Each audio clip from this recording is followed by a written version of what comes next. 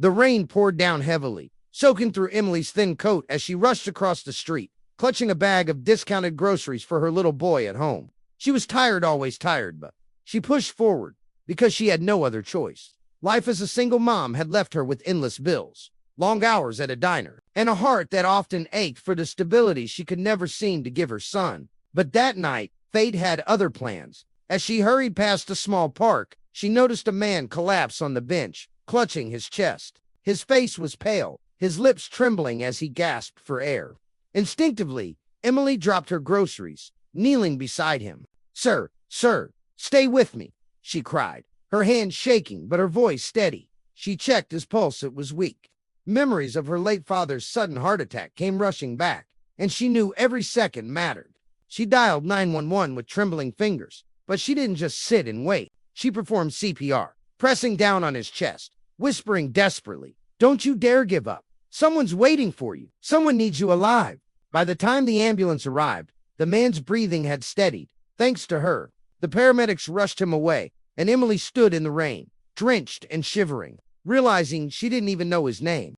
Days passed, and Emily went back to her routine: early mornings, making breakfast for her son, Liam, late nights wiping tables at the diner. She didn't expect to see the stranger again. To her, he was just someone she had been meant to save. But fate was not finished. One evening, the diner's door chimed, and in walked a tall, well-dressed man. His suit was too fine for the little roadside place, but his eyes, warm and searching, landed directly on Emily. "It's you," he said softly, almost in disbelief. Emily froze, holding a tray of coffee cups. I'm sorry. Do I know you?" He smiled faintly.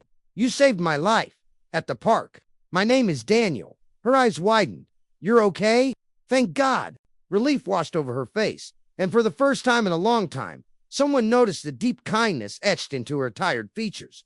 Daniel began visiting the diner often, sometimes with an excuse for coffee, sometimes just to see her smile. What Emily didn't know was that Daniel was not just any man. He was the CEO of a successful real estate company, a man with wealth, status, and influence. Yet, none of that mattered to him. What mattered was the woman who had knelt in the rain, willing to risk her own life to save his. Still, Emily was cautious. She had been hurt before, abandoned by Liam's father, left to struggle alone. She didn't trust easily, especially not a man who seemed to come from a world so different from hers. One night, as they walked out of the diner, Daniel noticed Liam waiting by the window, his little face pressed against the glass. "Is that your son?" he asked gently. Emily nodded. "Yes, he's my everything." There was no judgment in Daniel's eyes, only admiration. "He's lucky," Daniel said softly, "to have a mother who would give the world for him." Their bond grew slowly, built on late-night conversations, shared laughter, and Daniel's subtle but genuine care. He offered to drive her home when it rained, to help Liam with his homework, even to fix the leaky faucet in her tiny apartment. But Emily's pride kept her wary.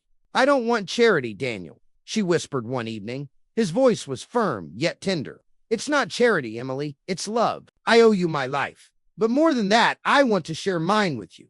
Her heart trembled. She wanted to believe him, but fear held her back. Until the night Liam fell sick with a severe fever. Emily panicked, rushing him to the hospital with barely enough money to cover the visit. When she saw Daniel waiting there, already speaking to the doctors, already making sure Liam had the best care, she broke down in tears. "Why are you doing this for us?" she whispered, her voice cracking. Daniel took her hands in his. "Because the night you saved me, I realized life is too short to let fear keep us from happiness. Emily, I love you.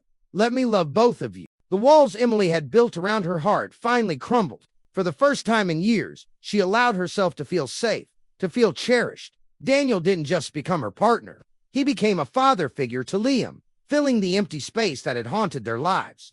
Months later, Daniel took Emily and Liam to the very same park bench where she had saved his life. Under the starlit sky, he knelt not in weakness this time, but in love. "Emily, you gave me back my heartbeat. Will you let me spend the rest of my life giving you and Liam the love you deserve?" Tears streamed down her cheeks as she nodded, whispering, "Yes." Their story wasn't about wealth or status. It was about courage, kindness, and the way two broken lives could heal each other. Emily had once thought she was destined to struggle alone, but fate had shown her that sometimes saving someone's life is the beginning of saving your own. And together with love, resilience, and hope, they built a future brighter than either had ever dreamed. Message: love often finds us when we least expect it. Acts of kindness not only change lives, they can change destinies.